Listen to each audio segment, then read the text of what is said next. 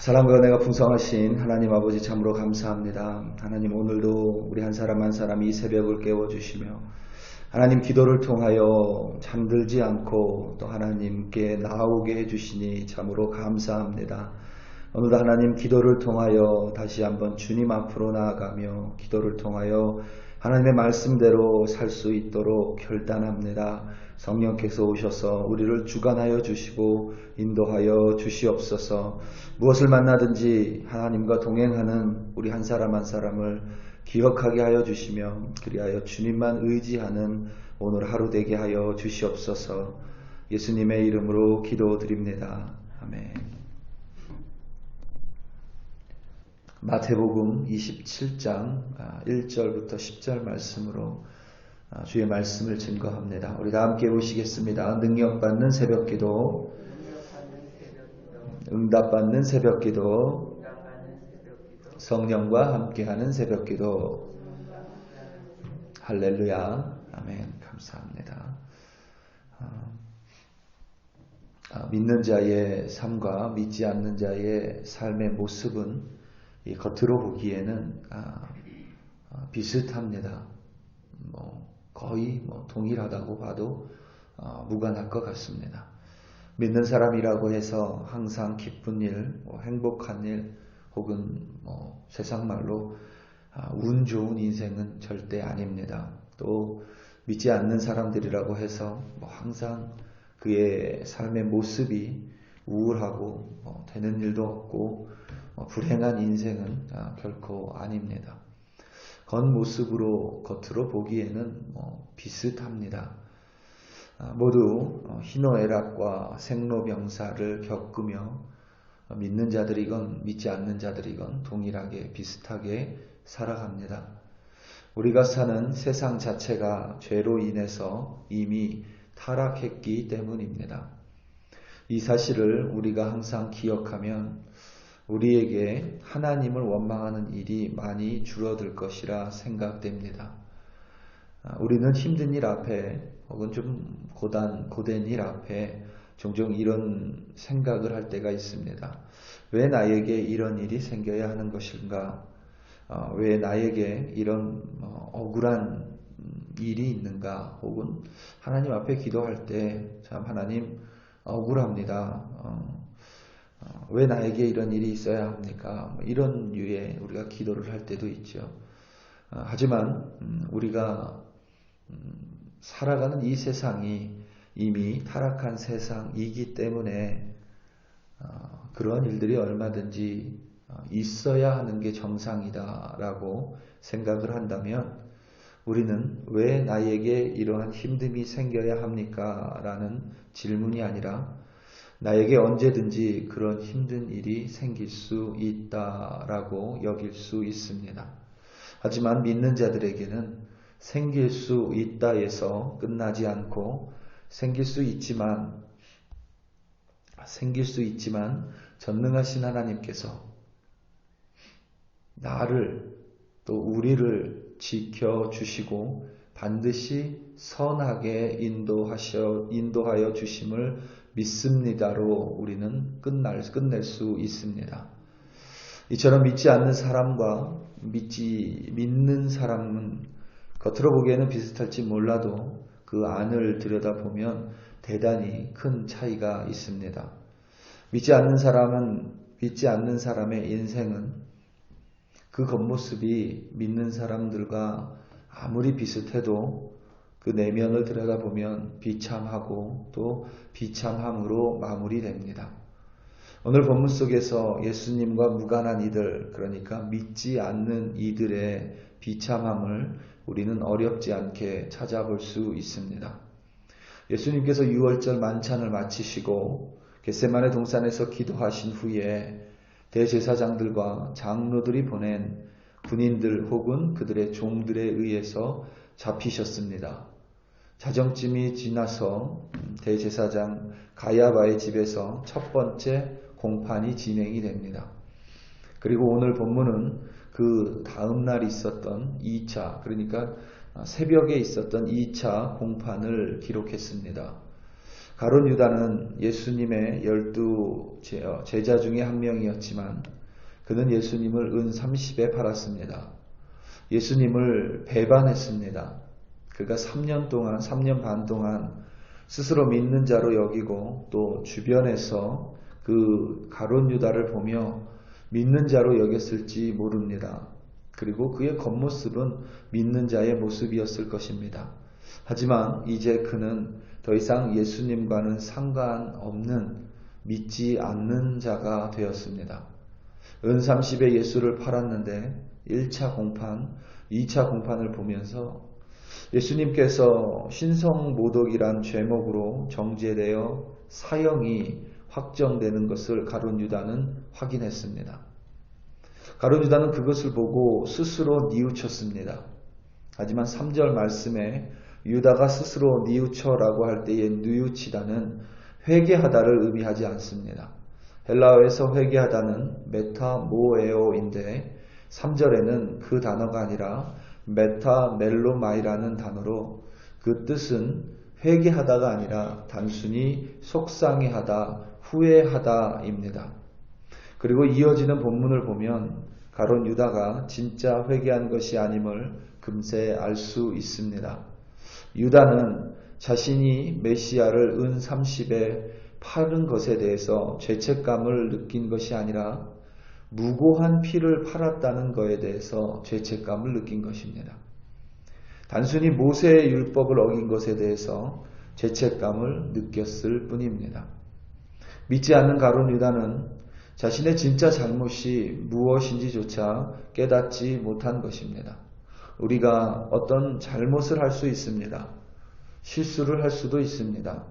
우리가 그 잘못 가운데 첫 번째 해야 할 일은 그 잘못이 무엇인지 깨닫는 것입니다. 무엇이 잘못인지, 내가 어떠한 것을 잘못했는지 먼저 깨달아야 그에 맞는 올바른 결론을, 다른 행동을 할 수 있습니다. 우리가 진짜 잘못이 무엇인지 모른 채 섣불리 해결책으로 넘어가면 그 해결책 또한 잘못된 결과로 귀결될 수밖에 없습니다.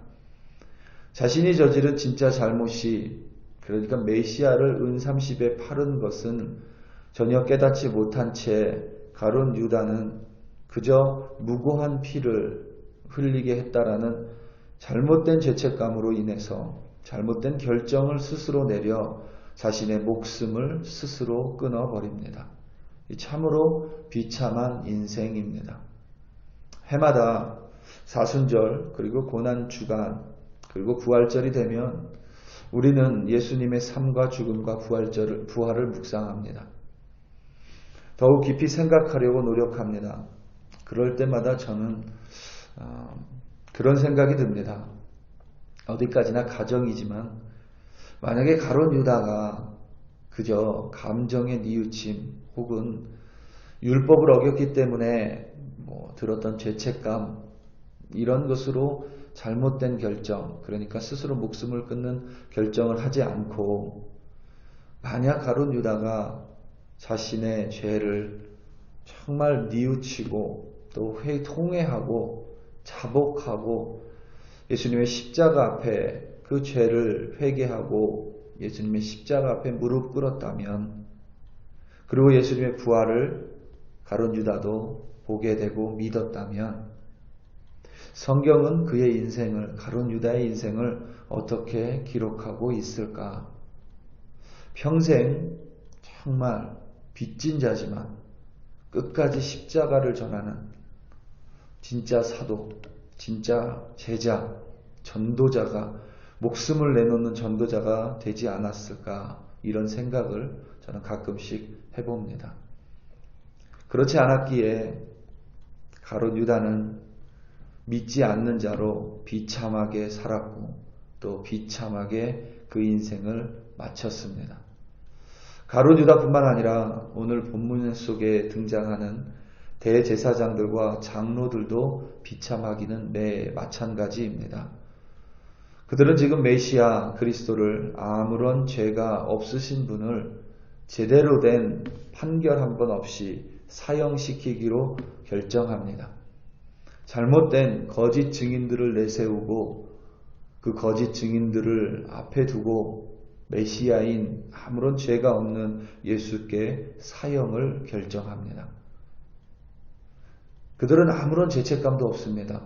최소한 가룟 유다는 무고한 피를 흘린 자에 대해서 죄책감을 느꼈다고 볼 수 있겠지만 대제사장들과 장로들은 그러한 일말의 죄책감도 없습니다. 이들은 메시아를 십자가에 못 박기로 결정하고 나서도 그저 은 30에 관심이 있었고 은 30이 성전에 들어가 있는 것이, 그러니까 가룟 유다가 성전에 던져넣은 은 30이 성전에 있는 것이 옳지 않다면서 은 30을 꺼내어냅니다. 그들은 지금 무엇이 옳은지 무엇이 옳지 않은지 모르고 있습니다. 무고한 자, 그리스도 하나님의 아들 메시아를 십자가에 못 박는 것은 옳은 일이라고 여기고 그저 그 은 30이 무엇이라고, 그것이 성전에 있는 것은 옳지 않은 일이라고 그것을 꺼내어 버립니다. 그러니까 믿지 않는 자들은 사실 무엇이 옳은지 무엇이 옳지 않은지 그것을 잘 분간하지 못하고 살아갈 때가 더 많습니다. 그것이 그들의 비참함입니다. 하지만 믿는 자의 삶은 그렇지 않습니다.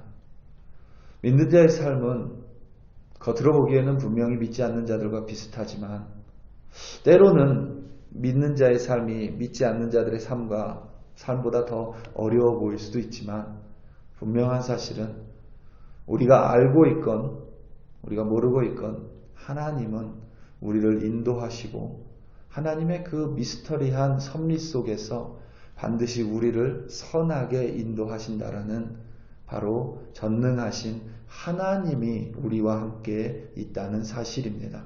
오늘 말씀 8절과 9절입니다. 이에 선지자 예레미야를 통하여 하신 말씀이 이루어졌나니 일러스되 그들이 그 가격 매겨진 자 곧 이스라엘 자손 중에서 가격 매긴 자의 가격 곧 은 30을 가지고 토기장이의 밥값으로 주었으니 이는 주께서 내게 명하신 바와 같으니라 하였더라. 아멘. 이 말씀은 예레미야에게 주신 말씀일 수도 있고 스가랴 선지자에게 주신 말씀일 수도 있습니다. 중요한 것은 예수님 오시기 전 500년 전에 주셨던 말씀이 500년 후에 하나님의 섭리 가운데 이루어졌다라는 사실입니다. 그러니까 우리 믿는 자들의 삶은 그것이 기쁜 일이건 혹은 좀 어려운 일이건 전능하신 하나님께서, 공의로우신 하나님께서 우리를 붙들고 계시고 또 그리고 우리를 인도하시고 반드시 우리 가운데 하나님의 뜻을 이루는 선한 인생으로 이끌어 가신다는 의미입니다. 우리 사랑하는 성도 여러분, 오늘도 하루 살아갑니다. 오늘도 우리가 살아가는 모습과 믿지 않는 자들의 모습은 비슷할 것입니다. 그런데 우리가 믿고 의지하는 것은 내가 깨닫지 못해도 전능하신 하나님께서 나를 붙들고 계시고 그리고 오늘도 반드시 선한 끝으로 인도하신 우리 주님을 믿고 있습니다. 오늘 하루도 그 주님을 믿음으로 말미암아 승리하시고 기쁜 오늘 하루 되시기를 예수님의 이름으로 축원합니다. 우리 다 함께 기도하시겠습니다.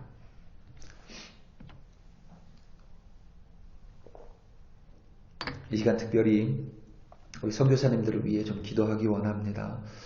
우리가 섬기고 있는 인도의 이민우 선교사님, 캄보디아의 김창우 선교사님, 도미니카의 김현철 선교사님, 인도네시아의 조안킨 선교사님, 그리고 가족들, 사모님들 또 우리 함께 기도하고 특별히 우리 미얀마를 위해서 미얀마에 있는 선교사님들 그리고 미얀마에 있는 그리스도인들 무엇보다 미얀마에서 무고한 피가 너무나도 많이 쏟아지고 있습니다. 하루속히 하나님의 공의로움이 그 땅 가운데 내려 무고한 자의 피 흘림이 멈추고 그 땅을 위해 울부짖는 선교사님들 또 많은 그리스도인들의 기도에 응답하여 주사 정말 그 땅 가운데 하나님의 공의가 또 하나님의 사랑이 내려지게 해달라고 우리 선교사님들과 미얀마를 위하여 주여 한번 부르시고 간절한 마음으로 합심하여 기도합니다. 주여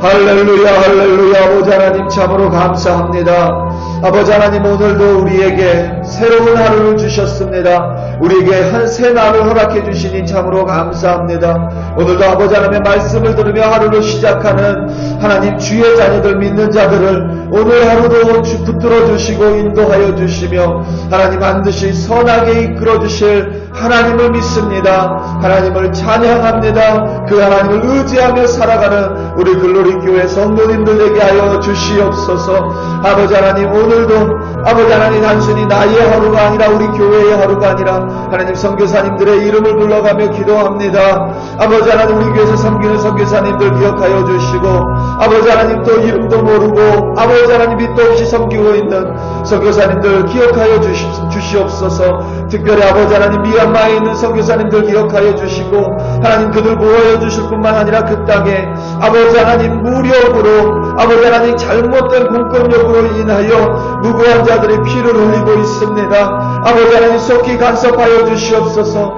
공의로우신 하나님께서 그 땅 가운데 하나님의 공의와 사랑을 베풀어 주시옵소서. 그리하여 그 땅에 무고한 자의 피 흘림이 멈추고 하나님 그 땅이 하나님을 바라보는 땅 되게 하여 주시옵소서. 그 땅에 믿는 자들이 일어나게 하여 주시옵소서. 그리하여 아버지 하나님 그 땅에서 하나님의 찬양이 끊이지 않도록 하나님께서 간섭하여 주시고 역사하여 주시고 도와주시옵소서. 오늘도 아버지 하나님 우리 한 사람 한 사람 어디에 있든지 하나님 보게 하여 주시고 하나님 붙들어 주시고 하나님과 동행하는 우리들 되게 하여 주시옵소서. 할렐루야 할렐루야. 아버지 하나님 참으로 감사드립니다.